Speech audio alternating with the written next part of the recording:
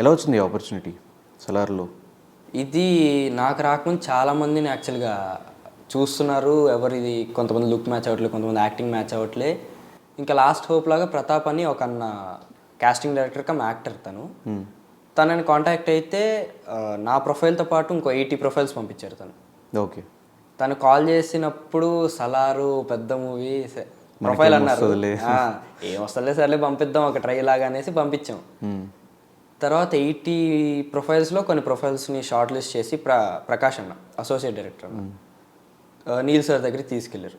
దాంట్లో నాది sir select చేశారు. తర్వాత కాల్ చేసి ఇట్లా ఆడిషన్ రిహార్సల్ టైప్ ఒకటి ఉంది నీల్ సార్తో, అది కూడా అనేసరికి నేను షాక్. అంటే ప్రశాంత్ నేను ఎక్స్పెక్ట్ చేయలే కదన్నా, అసలు వస్తుందని ఎక్స్పెక్ట్ చేయలే. సో ప్రశాంత్ నీల్ సార్తో రిహార్సల్ ఏంటి, సలార్ మూవీ ఏంటి అన్నట్టు షాక్లో ఉండి వెళ్ళిపోయా. వెళ్ళాను, సీన్ చెప్పారు, అక్కడికి వెళ్ళాక చేశాను.